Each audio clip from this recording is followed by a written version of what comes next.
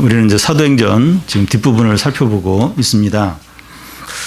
사도행전을 이제 누가가 썼는데, 누가는 사도행전 4분의 1을 바울이 제수 신분으로 재판을 받고 또 갇히고 수송되는 부분에 할애를 하고 있습니다.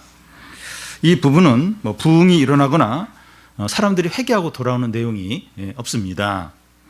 그럼에도 불구하고 누가가 이 부분을 자세히 또 길게 다루는 이유가 뭡니까? 이 바울이 고난받는 이 부분이 기독교가 무엇이고 신앙이 무엇인가 하는 것을 잘 보여주기 때문입니다. 사람의 진정한 모습은 고난당할 때 나타납니다. 신앙의 가치는 고난 가운데 있을 때 나타납니다. 바울은 이 죽음의 위기를 수없이 넘겼습니다. 바울이 이제 성전에서 결례를 행하다가 아시아에서 온 유대인들이 선동하는 바람에 무리들에게 마저 죽을 뻔했습니다. 그러다가 이제 로마 수비대에게 겨우 이제 건짐을 받습니다. 그 다음날 이제 바울은 공회에서 재판을 받다가 이 바리새인들과 사두개인 사이에서 이렇게 찢어 죽일 뻔한 그런 어떤 위기를 이제 맞습니다.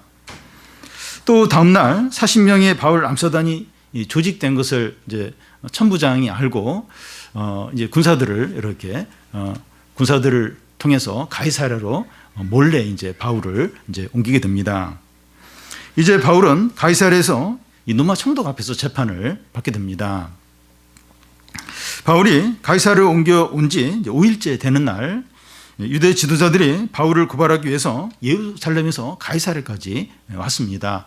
그러니까 원래 이제 이 바울이 예루살렘에 있었는데 이 바울을 죽이려고 암살단이 40여 명이 이제 조직이 된 걸 천부장이 알고 위쪽에 이제 가이사랴로 이제 옮겼습니다.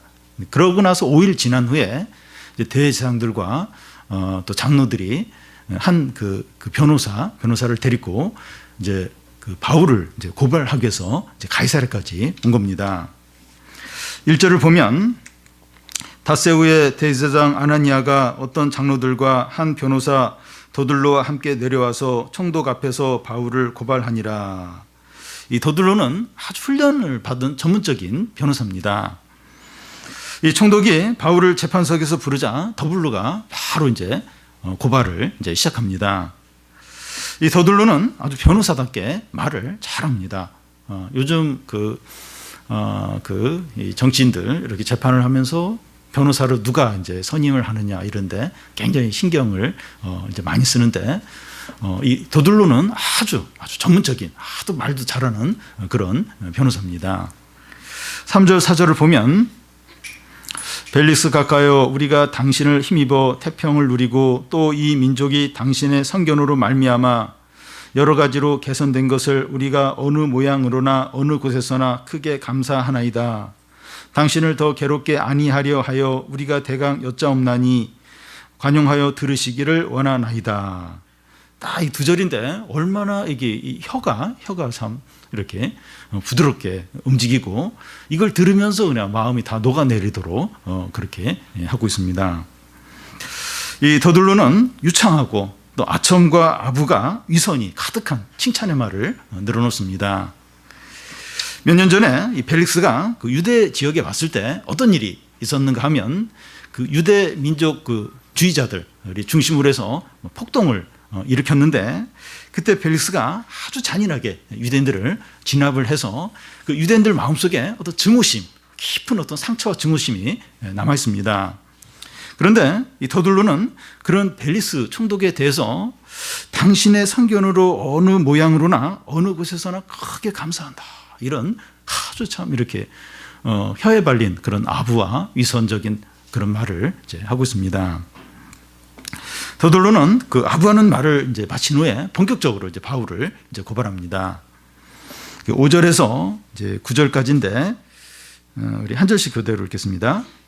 우리가 보니 이 사람은 전염병 같은 자라 천하에 흩어진 유대인을 다 소유하게 하는 자요 나사렛 이단의 우두머리라.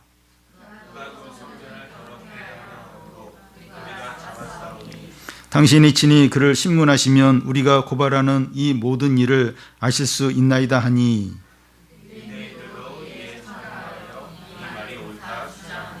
예, 이 더들로는 이 바울에 대해서 전염병이라고 이제 이렇게 말합니다. 그 전에 이 성경 말고 전에 이제 그 성경에 보면 연병이라고 되어 있습니다. 제가 어렸을 때 제일 심한 욕 중에서 하나가 연병할 놈 이렇게 저희 부친이 화가 나면 한 번씩 그런 욕을 했는데 이게 제일 심한 욕이에요. 이 연병은 이 장티푸스를 말합니다. 그 옛날에 마을에 장티푸스가 한번 돌면 그냥 많은 사람들이 그냥 이렇게 죽는 거예요. 이 더들로는 이 바울을 연병이라고 부르는 이유는 모든 사람들이 건강하게 잘 지내는데 바울이 모든 사람에게 나쁜 병을 이제 퍼뜨려서 멸망에 이르게 했다는 겁니다. 이 바울은 아주 사악하고 있으면 안 되는, 빨리 없애버려야 되는 그런 이제 존재라는 겁니다. 바울에 대한 이 더들로의 고발은 그 어떤 면에서 적절한 표현이라고 이제 할 수가 있습니다. 그 이유는 이 기독교는 전염병의 어떤 특징이 있기 때문입니다. 몇 년 전에 이제 메르스 때문에 온 나라가 떨썩했는데, 그러니까 이렇게 접촉을 안 하고 같은 병동에 있는데도 막 이 메르스에 이제 감염이 이제 되었습니다. 이 메르스의 이 전염성이 얼마나 참 놀랍고 얼마나 이렇게 이 전염성이 대단했는지 모릅니다. 복음이 그와 같이 급속히 전파되는 특징이 있다는 겁니다. 이제 복음이 이제 그 초대교회 예수님이 이제 승천하시고 이제 제자들을 통해서 이제 그 로마 전체에 전해지게 되는데, 그로부터 300년, 제 300년이 되지 않아서 313년 로마로부터 공인을 이제 받게 됩니다. 성령이 역사하면 사람들이 전염병에 걸린 것처럼 복음을 듣고 새 사람이 되는 겁니다. 부흥이 무엇인가 하면 이 복음이 전염병처럼 퍼져서 많은 사람들이 회개하고 또 예수를 믿고 하나님께 돌아오는 게 부흥입니다. 복음의 이 전염성이 더 많이 되어야 돼요. 이 복음이 더 많이 사람들을 이렇게 전염을 시켜야 됩니다. 우리도 어떤 면에서 복음의 전염이 됐어요. 복음이 전염이 돼서 계속 복음의 어떤 지배를 받고 있는데, 이 복음으로 사람들이 더 많이 이제 전염이 되어야 됩니다. 우리를 통해서 복음이 주위 사람들에게 더 많이 전염이 되어야 됩니다. 우리는 어떻게 하면 이 복음으로 사람들을 전염시킬까? 이제 나쁜 의미로 이렇게 표현이 좀 그런데 좋은 거죠. 이 복음을 통해서 사람들이 변화되고 새 사람이 되고 구원을 받고 하나님 나라에 들어가고, 어떻게 하면 내 주위에 있는 사람들을 다 이렇게 전염시켜서 이렇게 하나님 나라 백성이 되게 할까? 이걸 이제 더 이제 이렇게 고민을 하고 또 그렇게 되도록 이제 살아야 됩니다. 그래서 우리가 이제 얼마나 열심히 하느냐 이게 중요한 것이 아니라 이 복음의 어떤 능력, 복음의 전파력이 대단하다는 겁니다. 우리가 그걸 믿고 이렇게 전하기만 하면 이렇게 이 복음이 막 역사를 하면서 사람들을 변화시키면서 사람들을 새 사람으로 만들고 이제 한다는 겁니다. 그래서 더 많은 사람들이 이 복음에 전염이 되어서 하나님께 돌아오도록, 그리고 구원을 받도록, 새 사람이 되도록, 죄에서 떠나도록, 그걸 이제 간절히 원하고 좀 기도를 하고, 그래서 나한테 달려 있는 게 아니에요. 이게 내가 얼마나 말을 잘하느냐, 내가 얼마나 열심을 내느냐, 이제 그 차원이 아니라 복음 자체가 엄청난 능력이고 전염성이 있다는 거예요. 전파력이 엄청나다는 겁니다. 이렇게 다른 상황이나 어떤 이런 건 그렇게 중요하죠. 복음 자체가 이 바이러스처럼 이제 엄청난 능력과 전파력을 이제 갖고 있는 겁니다. 더들로가 이 고발하는 바울의 죄가 뭡니까? 이 전염병처럼 천하에 흩어진 유대인들에게 유대인들의 소동을 시켰고, 또 나사렛 이단의 우두머리라는 겁니다. 이 더들로는 바울이 행한 이제 종교적인 일을 정치적인 이슈로 이제 만들었습니다. 그러니까 바울이 한 건 복음을 전한 거죠. 이 복음을 전했는데 이 더들로는 이 바울이 어떤 정치적으로 어떤 소동을 일으키고 막 이제 그런 식으로 이제 고발을 하고 있습니다. 그 당시 로마 관리들이 가장 이제 민감하게 여기는 게 사람들을 막 소동시킨 거예요. 사람들을 막 들썩들썩해서 뭔가 이렇게 하도록 하는 어떤 그런 조짐에 굉장히 민감합니다. 그게 이제 폭동이고 반역이 될 수 있기 때문에 거기에 굉장히 민감했습니다. 이런 일을 행하는 자는 보통 사형을 당하게 됩니다. 소동을 일으켰다. 사람들을 이렇게 충동질해서 뭐 이렇게 데모를 일으켰다. 이러면 바로 사형입니다. 그런데 더둘로는 바울이 그 유대인들 가운데서 소동을 일으켰다. 이렇게 이제 고발을 하고 있습니다. 더둘로가 바울을 고발하는 이제 다른 하나는 성전을 더럽혔다는 겁니다. 성전에 관한 문제는 유대인들이 너무 민감하게 여겼기 때문에 로마 당국도 그냥 성전에 대한 것은 그냥 그 유대인들이 알아서 하도록 맡겼습니다. 그러니까 그 성전의 그 안뜰에 이방인들이 들어오면 죽이도록 되어 있어요. 거의 유대인들이 워낙 별나게 이 성전에 대한 그런 어떤 집착과 민감성이 있으니까 그냥 성전에 관한 것은 니들이 알아서 하라. 이제 그렇게 이제 맡겨둔 그런 상태였습니다. 바울이 성전을 더럽힌 것이 사실이라면 로마 당국은 유대인들이 바울을 죽이는 것에 대해서 이렇게 이제 놔뒀을 거예요. 그래, 그 너희들 법대로 그렇게 하라 하면서 바울을 죽이도록 했을 겁니다. 여기서 바울이 제대로 이제 답변을 하지 못하면 이 더둘로의 고발에 따라서 이제 처형을 당하든지 이제 진짜 정죄를 받아서 감옥에 이제 갇히게 됩니다. 다음은 이 바울의 이제 답변입니다. 벨리스 총독 앞에서 이루어지고 있는 재판에는 대제사장과 또 장로들과 특급 변호사 이 더둘로와 또 재판을 지원하기 위해서 온 다수의 유대인들이 있었습니다. 그리고 딱 상대편에는 바울 혼자 이제 있는 겁니다. 바울은 뭐 변호사도 없어요. 뭐 같이 지지해 준 사람도 이제 없는 겁니다. 그런데 이 숫자적으로나 분위기로 이제 밀리는 상황 가운데서 바울은 전혀 두려워하지 않고 있습니다. 특급 변호사, 또 대제사장, 또 장로들, 또 그걸 지원하기 위해서 막 유대인들이 많이 몰려왔어요. 그래서 왜 같이 막 이제 이러는데 바울은 혼자예요. 근데 전혀 이렇게 위축도 되지도 않고 두려워하지도 않는 겁니다. 그 이유는 이 숫자가 아니라 하나님께서 함께 하시는 것이 중요하기 때문입니다. 바울은 그걸 아는 거예요. 그 앞에 그 말씀에서 밤에 이제 하나님이 이제 바울에게 나타나서 네가 예루살렘에서 이렇게 증거한 것처럼 로마에서도 나를 증거해야 되리라. 그렇게 주님이 말씀하셨는데 그걸 이제 믿는 거죠. 이 뭐 이렇게 막 사람의 숫자나 이제 이런 게 중요한 게 아니라 하나님이 함께하는 게 중요하다. 그걸 딱 이제 바울은 붙들었기 때문에 두려워하지 않는 거예요. 낙심하지 않는 겁니다. 이 더둘로와 이 바울의 차이점이 이제 뭡니까? 이 더둘로는 변호사였지만 바울은 증인이었다는 겁니다. 이 더둘로와 이 바울의 차이가 뭐냐? 이 더둘로는 변호사예요. 그리고 이 바울은 증인입니다. 변호사는 이 목표를 위해서 자기의 이 법률 지식을 얼마나 잘 논리적으로 말하냐 하는 것이 중요합니다. 그러니까 왜 이렇게 그냥 법정에서 그냥 자기가 이게 사실을 이야기하면 되는데 왜 변호사를 이렇게 함께 이제 선임을 해서 돈을 주고 왜 이렇게 변호사와 함께 이렇게 하려고 하냐? 그러니까 변호사는 어떤 문제를 이렇게 법률적으로 잘 이렇게 논리적으로 이제 말할 수 있는 준비가 된 이제 사람들이죠. 그런데 증인은 이 알고 있고 본 그대로를 말하면 됩니다. 그러니까 증인은 말을 얼마나 이렇게 유창하게 하고 또 논리적으로 하고 이게 중요한 게 아니라 자기가 본 거, 안 거, 그걸 분명하게 그냥 이야기를 이제 하면 됩니다. 여러분, 우리는 이 세상 가운데서 이 변호사가 아니라 증인으로 살아야 됩니다. 그 변호사라고 하면 이제 어른에 해당한다고 하면 증인은 이제 어린아이에 해당한다고 할 수가 있죠. 변호사는 유창해요. 지식이 있어요. 논리적으로 이야기를 잘합니다. 사람들을 이렇게 설득할 수 있는 그런 게 있어요. 멋있어요. 어른이죠, 어른. 근데 증인은 그냥 자기가 본 것만 이야기하는 거예요.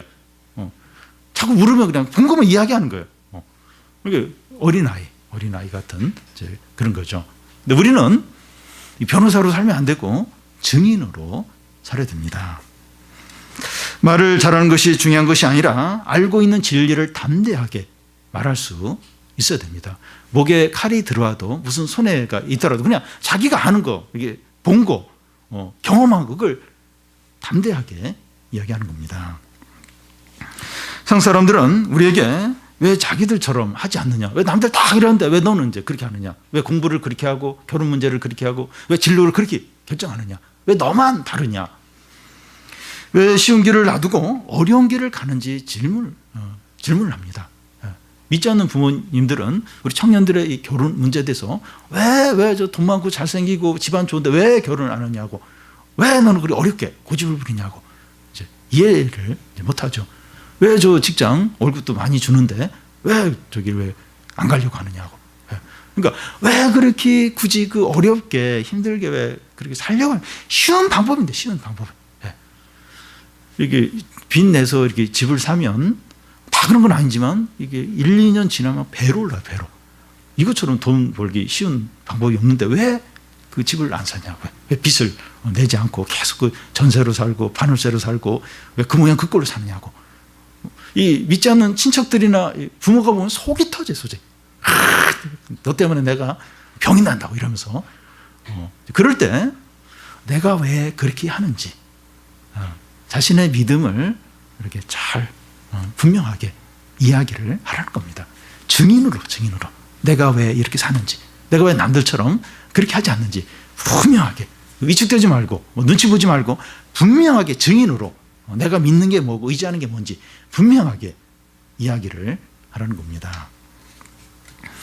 여러분, 믿는 자들이 변호사같이 살면 호감을 받을 수 있을지 모르지만 능력이 없습니다. 여러분, 변호사는 능력이 없어요. 물론 소리를 막 이렇게 지를 수 있지만 능력이 없어요. 그러니까 사람들에게 멋있을 수 있어요. 참, 이 법률 지식도 해박하고 또 말도 참 잘하고 인정은 받을 수 있을지 모르지만 능력이 없습니다. 전에 그 변호사 그 영화 보면 참 막 이렇게 마지막 그 법정에서 참 그 변호사가 능력 있게 이제 참 이렇게 그 진술을 이제 하게 되는데, 그 변호사는 어떤 이렇게 법률 지식이라기보다는 이게 진리다, 나름대로 어떤 그런 정의다, 그런 확신이 들었기 때문에 어떤 굉장히 파워풀한 그런 어떤 변호를 할 수 있었던 거죠. 근데 대부분의 이제 변호사들은 그렇지가 않아요. 이렇게 그냥 자신의 어떤 논리를 가지고 어떤 걸 주장을 하는 거죠. 그래서 능력이 없습니다. 그러나 증인으로 살면 능력이 나타나고 그리스도가 드러나게 됩니다. 이 차이예요. 왜 우리가 증인으로 살아야 되는가? 증인으로 살 때 능력이 있어요. 능력이 있고 그리스도가 나타나게 됩니다. 우리가 이렇게 전하는 이 말씀, 복음에 있어서 전파력, 능력, 전염성이 확 나오는 거예요. 그리고 확 우리가 하는 말이 막 전염을 일으켜요. 사람을 변화시키고 감동을 주는 거예요. 우리가 증인으로 살 때, 증인. 말을 그렇게 이렇게 뭐 유창하게 잘 하지 않았대요. 내가 믿는 거, 내가 본 거, 내가 경험한 거, 그걸 딱 담대히 전할 때 능력이 나타나고 그리스도가 나타나게 됩니다. 우리가 세상에서 당당하지 못한 이유가 뭡니까? 우리가 이렇게 자꾸 위축이 되고 약하고 그런 이유가 뭡니까? 돈이 없거나 사회적인 지위가 낮아서가 아니라 증인으로 살지 않고 변화사로 살기 때문입니다. 참 이게 증인으로 참 부끄러운 거예요. 뭐 말도 못하고 뭐 이렇게 내놓을 것도 없고, 그래서 자꾸 이렇게 변호사가 되려고 그래요. 뭔가 이렇게 외적인 걸 좀 갖추고 이렇게 이제 그러려고 이제 자꾸 이렇게 그러면 이제 그게 없는 거예요. 이게 당당함, 어떤 능력, 영광이 이제 없는 겁니다. 그래서 이제 점점 이제 믿는 사람들이 학벌도 좋아지고 사회적인 지위도 있고 또 멋있어지고 또 이제 점점 그렇게 하는데 이게 능력이 없어요. 어떤 당당한, 믿는 사람들의 당당한 확신이 이제 점점 없어지는 겁니다. 점점 이렇게 변호사, 어른처럼 이제 살려고 하기 때문입니다. 주님은 우리를 이 세상에 증인으로 두셨습니다.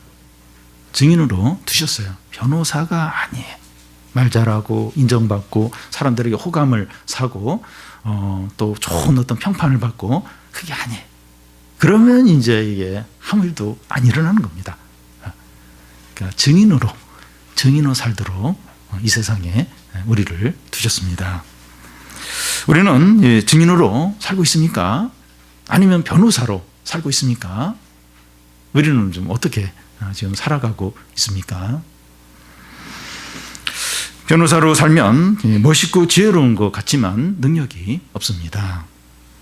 단순하게 증인으로 사는 겁니다. 증인으로 좀 확신, 담대함, 증인으로 이제 사는 겁니다. 바울은 증인으로서 어떻게 답변을 합니까? 10절을 보면 총독이 바울에게 머리로 표시하여 말하라 하니 그가 대답하되 당신이 여러 해 전부터 이 민족의 재판장이 된 것을 내가 알고 내 사건에 대하여 기꺼이 변명하나이다. 바울은 아부할 필요도 없고 그대로 있는 그대로 말합니다.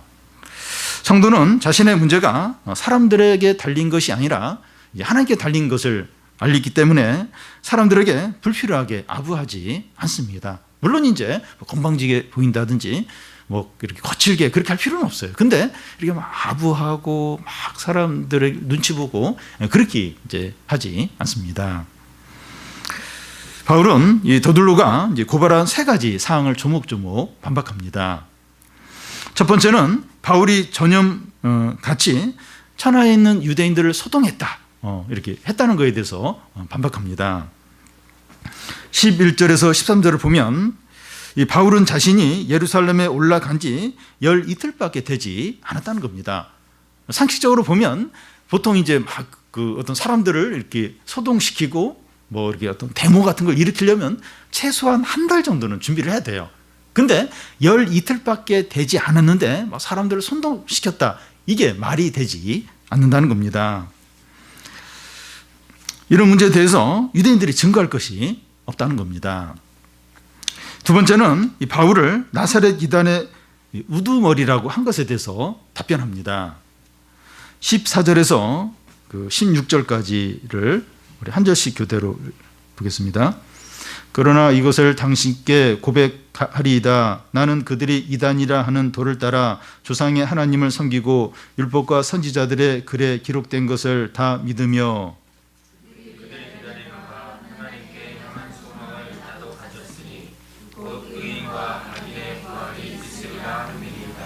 이것으로 말미암아 나도 하나님과 사람에 대하여 항상 양심에 꺼리낌이 없기를 힘쓰나이다. 바울은 자신이 믿는 것과 소망하는 것과 섬기는 게 섬긴 것이 뭔지 분명히 밝힙니다.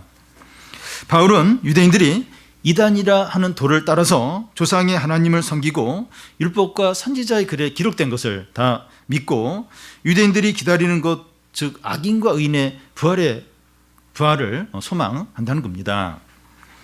바울은 유대인들이 믿는 것과 섬기는 것과 소망하는 게 다 같은데 한 가지가 다릅니다. 그게 뭔가 하면 예수님의 부활을 믿느냐 믿지 않느냐 하는 겁니다. 이스라엘의 조상 때부터 이 죽은 자의 부활을 소망했는데 그 소망이 예수 그리스도를 통해서 역사적으로 이루어졌다는 겁니다. 그러니까 모든 유대인들이 그 어떤 죽은 자의 부활을 소망을 했어요. 소망을 하고 그걸 믿었는데 그 예수 그리스도가 역사적으로 죽은 자의 이 부활을 이뤘다는 거예요. 바울은 예수 그리스도의 부활을 믿지만 유대인들은 믿지 않았습니다. 바울이 그렇게 미움을 받고 재판을 받는 이유가 여기에 있어요. 그러니까 유대인들은 죽은 자의 부활을 믿어요. 그런데 예수 그리스도 통해서 그 부활이 이루어졌다는 안 믿는 겁니다. 그런데 바울은 믿는 거예요. 그러면서 예수 그리스도를 믿으라고 전하는데 그것 때문에 이제 유대인들이 그렇게 바울을 미워하고 또 이렇게 재판을 걸어서 이제 처형시키려고 이제 하는 겁니다. 세 번째는 성전을 더럽혔다는 제목에 대한 이 바울의 답변입니다. 17절부터 21절을 보면 이 바울이 여러 해 만에 예루살렘에 온 목적은 그 이방인의 교회가 이제 흉년으로 예루살렘 교회가 힘들어하니까 헌금을 이렇게 모아서 그 예루살렘 교회에 전달해 주려고 그 헌금을 가지고 이제 왔고 또 바울도 성전에 제물을 드리려고 이제 왔습니다.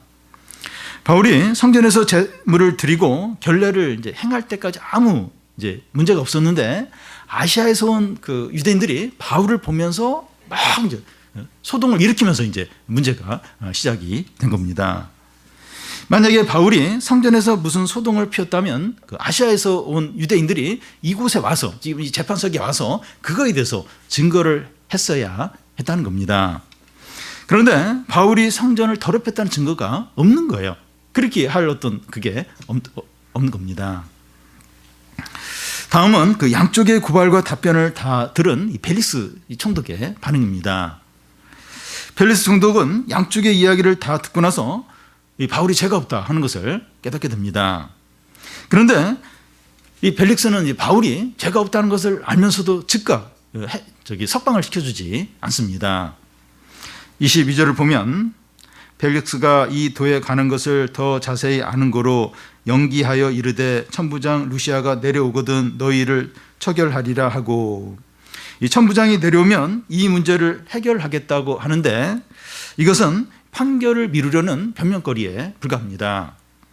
펠릭스는 이후에도 판결을 내리지 않고 2년 동안 다 이걸 질질 끕니다. 바울에게 이 2년의 기간은 답답하고 참 낭비하는 시간처럼 여겼을 겁니다.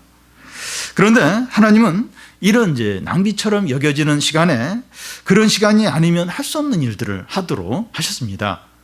두 가지를 하게 하셨는데, 하나는 그 가이사랴에 머물면서 성도들하고 교제하고 또 이렇게 다른 그 교회들에게 편지도 쓰고 또 다시 자기도 재충전하는 그런 기회로 삼습니다. 그리고 바울이 이 기간에 또 한 가지 중요한 일을 하게 되는데, 총독과 그의 아내에게 복음을 전하게 됩니다. 그 24절에서 그 26절까지 한 절씩 교대로 읽겠습니다. 수유리의 펠릭스가 그의 아내 유대 여자 두루실라와 함께 와서 바울을 불러 그리스도 예수 믿는 도를 듣거늘,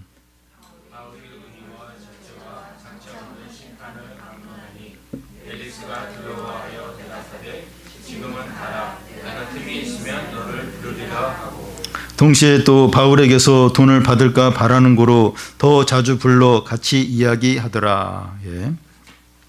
이 펠릭스의 아내가 유대 여자 두루실라인데, 이 두루실라가 누군가 하면 헤롯 아그리파 1세의 막내 딸로서 예쁘고 유명한 미인으로 알려진 여자입니다. 두루실라가 이 펠릭스 총독과 결혼할 때가 16살인데 그때 펠릭스도 아내가 있었고 두루실라도 이미 결혼한 상태에 있었습니다. 그런데 두루실라는 남편과 이혼하고 이 펠릭스 총독의 세 번째 아내가 된 것입니다. 두 사람은 다 정욕을 절제하지 못하고 악을 행하고 있었습니다. 그런데 이런 자들이 바울을 불러서 복음을 들으려고 했습니다. 악한 죄를 지은 자들은 이 설교를 싫어할 것 같은데 설교를 들으려고 하는 이유가 뭡니까? 악한 자들은 그 설교나 이렇게 하나님 말씀을 들으면 찔리니까, 부담이 되니까 안 들을 것 같은데 이렇게 들으려고 하는 이유가 뭡니까? 그들이 정욕대로 행했지만 진정한 만족이 없고 공허했기 때문입니다. 만족이 없는 거예요. 더 마음이 공허한 겁니다. 자기들이 원하는 대로 다 했지만 행복하지 않은 거예요. 마음대로 다 했어요. 막 불법을 행하고 예쁘다고 하면 다 하고. 그 당시 로마 사회가 그랬습니다. 어떻게 이렇게 할 수 있나? 근데 그렇게 했어요. 이렇게 금방 이혼하고 권력을 위해서, 돈을 위해서 얼마든지 결혼 관계를 깨트리고 다시 재혼하고. 마음대로 했는데 행복이 없었던 겁니다. 그러니까 체면을 불구하고 복음을 듣고자 하는 겁니다. 여러분, 이 사람들이 욕심과 정욕대로 다 하면 행복하고 만족스러울 것 같은데 그렇지 않아요.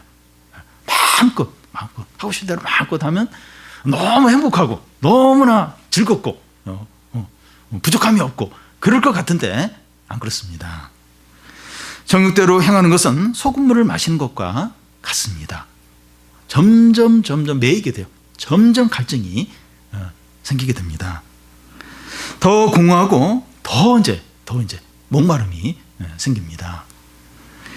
영화를 한 편 보는 게 아니라 여러 편, 두 편, 세 편 밤새도록 이어서 보거나, 또 이 밤을 새워가면서 게임을 하거나, 밤새워가면서 게임을 하거나, 인터넷으로 여러 시간 쇼핑을 하거나 서핑을 뭐 여러 시간, 1시간이 아니라 2시간, 3시간, 뭐 새벽까지 하거나, 술을 마시고 싶은 대로 다 마시거나 완전히 필름이 끊길 때까지, 갈 때까지 그냥 술을 마음껏 마시거나, 잠을 자고 싶은 대로 24시간 하루 꼬박 그렇게 잔 적 있습니까? 너무 잠을 못 자고 진짜 자고 싶어가지고 거의 20시간 정도 이렇게 잔 적이 있는 분이 있을 텐데, 그렇게 이제 자고 일어났을 때 이 만족스럽고 행복할 것 같은데 그렇지 않습니다. 정신도 멍하고 내가 왜 사나 싶고 자신이 비참하고 무가치하게 여겨집니다. 우리가 정욕대로 욕심대로 하고 싶은 대로 다 왜 내가 이걸 안 해야 돼? 그러면서 막 누가 막는 사람도 없고 내가 마음껏 막 다 했어요. 다. 그랬을 때 공허해요. 공허하고 비참하고 행복하지가 않아요. 무가치한 거예요. 내 인생이 뭔가 참 이렇게 비참하게 이제 느껴집니다. 여러분, 세상에서 이제 마음껏 이렇게 막 이렇게 이제 죄를 짓는 그런 사람들 마음껏. 그럼 너무 행복할 것 같은데 보면 참 비참해요. 비극적이고 극단적인 그런 행동을 하게 되고, 그러니까 절대로 마음대로 하는 게 행복한 것이 아니라는 겁니다. 여러분, 사람은 하나님의 형상으로 창조되었기 때문에 영적인 필요가 있습니다. 그러니까 어떤 영적인 그런 필요들을 다 가지고 있다는 것, 어떤 진정한 필요들이 사람들 안에 다 있습니다. 하나님으로부터 영적인 필요가 채워질 때 그때서야 진정으로 만족하고 행복을 누린다는 겁니다. 그래서 어거스틴은 내가 주 안에서 진정한 안식을 누리나이다, 이런 고백을 했습니다. 사람들이 이렇게 하나님께 나아갔을 때, 어떤 영적인 필요가 진정으로 채워졌을 때 진짜 행복하고 진정한 만족을 누린다는 겁니다. 우리도 이제 그런 경험들이 있는데 참 상황이 어렵고 힘들고 한데 딱 하나님의 은혜가 임하고 말씀으로 감동을 받고 그럴 때 말할 수 없는 기쁨들, 이 어려움이 전혀 눈에 들어오지 않고 평안함과 감사와 기쁨과 찬양이 가득, 그런 경험들이 우리에게 있어요. 우리가 하나님으로부터 채워질 때 그때 진정한 기쁨이 있습니다. 그런데 이 복음에 대한 펠릭스와 이 드루실라의 반응이 뭡니까? 그 25절에 보면 펠릭스가 두려워하여 대답하되 지금은 가라, 내가 틈이 있으면 너를 부르리라. 바울의 말씀을 듣고 두려워했습니다. 두려워하는 거예요. 지금 가고 내가 나중에 부를게 이제 하는 겁니다. 바울이 어떤 말씀을 전했는가 하면 의와 절제와 장차 오는 심판에 대해서 이제 전했습니다. 이런 복음을 듣고 이제 두려움이 생겼으면 회개하고 믿음을 갖고 죄를 버려야 되는데 바울에게 그만 이야기, 나중에 내가 부를게, 이러면서 그냥 중단을 시켰다는 겁니다. 그러니까 막 양심에 찔렸어요. 막 두려웠어요. 의와 절제와 장차 올 심판을 들으면서 내가 이 지옥에 갔구나, 하나님 무서운 심판을 받겠구나, 이게 강하게 느껴졌으면 회개를 하고 이렇게 예수를 믿고 그렇게 해야 되는데 그냥 그만해, 내가 다음에 부를게, 더 이상 이야기하지 마, 이러면서 중단만 이제 시킨 겁니다. 펠릭스와 드루실라는 죄를 버리고 결단하기를 원치 않았습니다. 죄의식이 있고 갈급함이 있었지만 변하기 싫었던 겁니다. 왜냐하면 너무나 많이 가졌고 좋은 것을 누리고 있었기 때문입니다. 그 지위와 또 그 재산과 또 뭐 이런 어떤 성적인 어떤 쾌락, 이런 걸 이제 누리고 있는데 이걸 이제 포기하기가 싫었던 겁니다. 특히 육체적인 정욕을 포기하기 싫었고 재물에 대한 욕심을 버리고 싶지 않았던 겁니다. 이게 참 공허하고 이건 죄인데 이걸 알면서도 이걸 다 청산하고 버리고 포기하고 싶지는 않았던 겁니다. 여러분, 우리는 이 펠릭스나 드루실라처럼 이 말씀을 듣기는 좋아하지만 적용하기를 거부하는 사람이 되지 않도록 해야 합니다.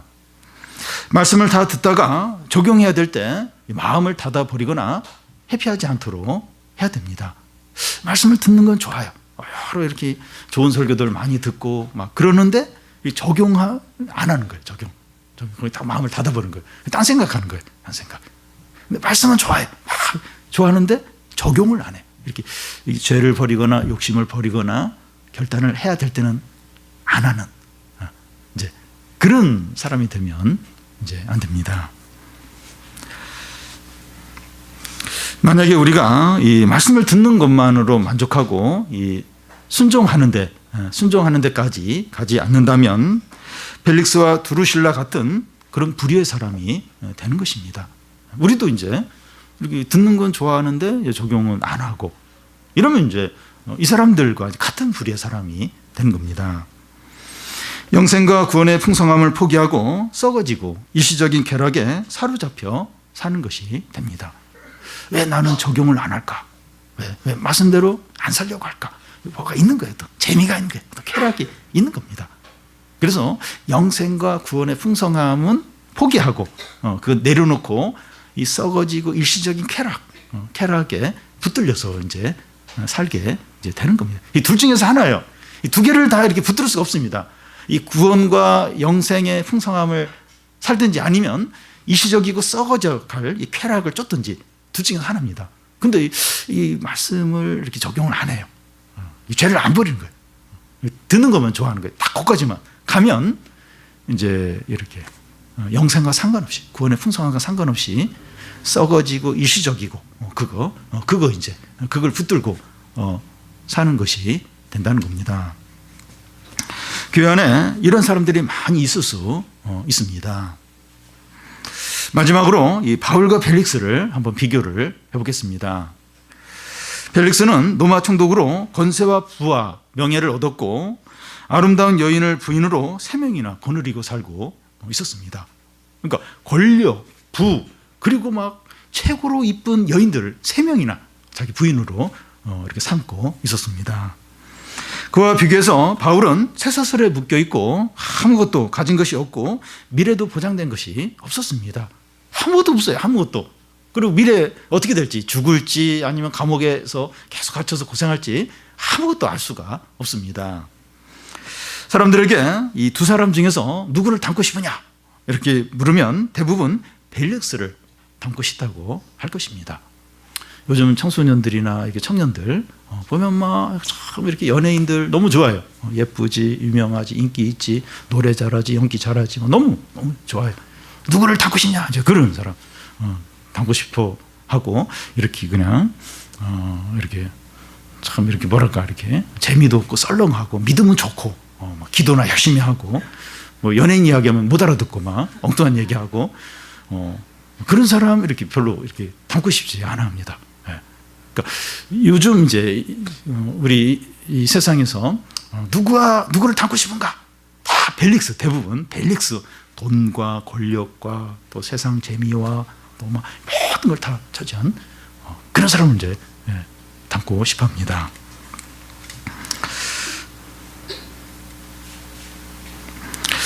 그런데 이 벨릭스는 총독이었지만 정욕과 재물의 종이었습니다. 아름다운 아내를 둘이나 가졌음에도 불구하고 세 번째 부인을 얻으려고 불법을 행했습니다. 그는 정욕의 노예였어요. 그는 왕복을 입고 있어도 정욕의 종이었습니다. 여러분 정욕의 종은 비참해요. 소망이 없습니다. 이 종은 비참해요. 이 정욕과 욕심의 종은 비참합니다. 사단의 종인데 사단의 종은 비참해요. 사단이 아주 비참하게 결국은 그렇게 만들게 됩니다. 진정으로 중요한 게 뭡니까? 보이는 것들이 아니라 보이지 않는 것들입니다.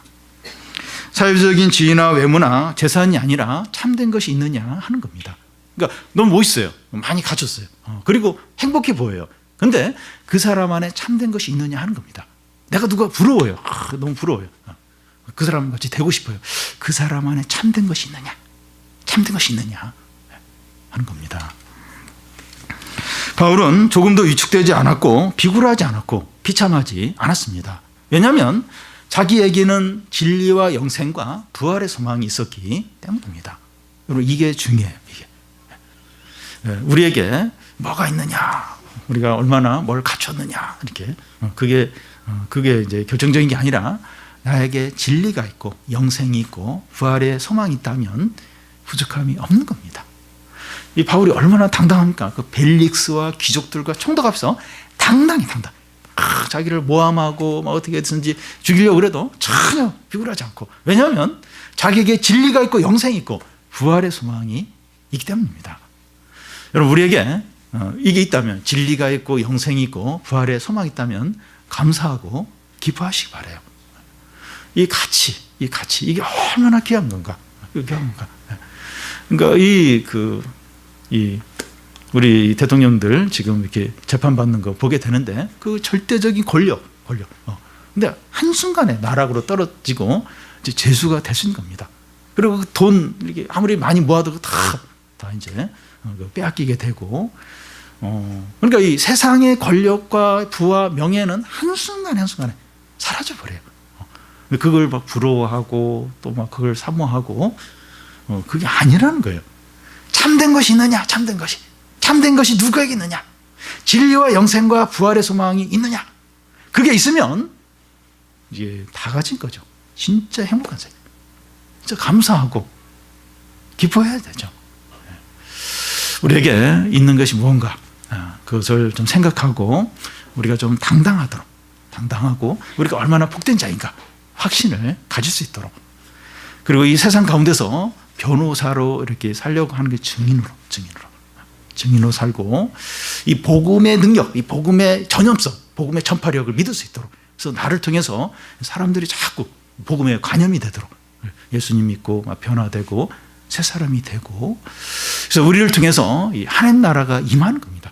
이 바울을 통해서 지금 하나님 나라가 계속 임해요. 왜냐하면 증인으로 살기 때문에, 그리고 자신의 어떤 참된 것을 확신하기 때문에 계속 하나님 나라가 임하고 하나님 뜻이 이루어진 겁니다. 우리도 있는 그곳에서 증인으로 살아서 우리를 통해서 하나님 나라가 임하고 하나님의 뜻이 이루어지고 또 하나님의 이름이 찬양을 받고 그런 축복들이 풍성하게 있기를 바랍니다.